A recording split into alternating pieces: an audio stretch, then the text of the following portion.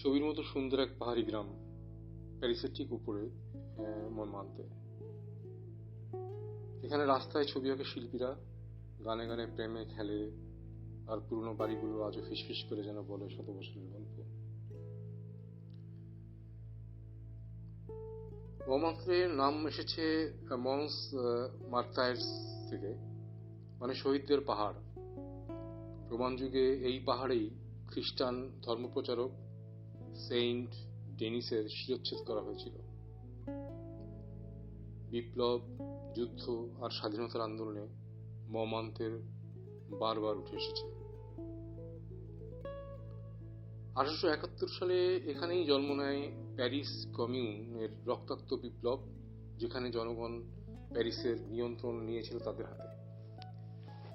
কিন্তু ইতিহাসে রক্তপাত হয়ে গেছে শিল্পীর রঙে, আর সেই গল্পই আমি আপনাদের এই ভিডিওর মাধ্যমে বলতে চাই।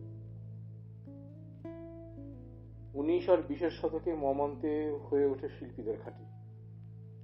পিকাসো, ভ্যান গখ, তুলুসে, লট্রিক্স, রেনোয়ার সবার পথ পড়েছে এই পাহাড়ের বেয়ে।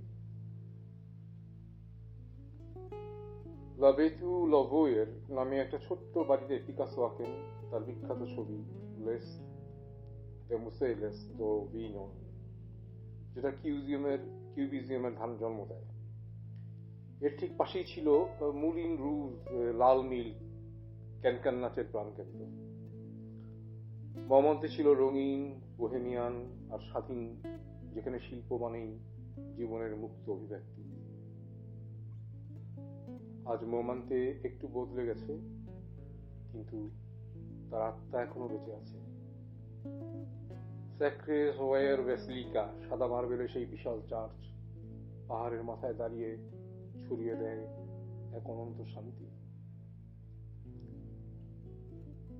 তার নিচেই প্যালেস ডি তেত্রেতে প্রতিদিন শত শত শিল্পী পোর্ট্রেট আঁকে, টুরিস্টদের জন্য হাসে, গান গায়।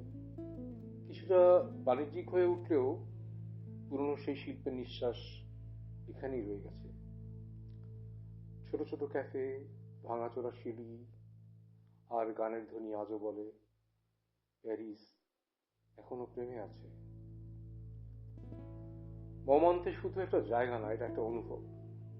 শিল্প, প্রেম, ইতিহাস সবকিছুর মিশেলে গড়া এক পাহাড়, যেখানে প্রতিটি ধাপে বাজে সুর, আর প্রতিটি ছায়ায় লুকিয়ে থাকে এক একটা কবিতা। আপনারা যদি কখনো প্যারিস যান, মর্মান্তে না গেলে সত্যিকারের প্যারিস দেখা হবে না, দেখা হয় না।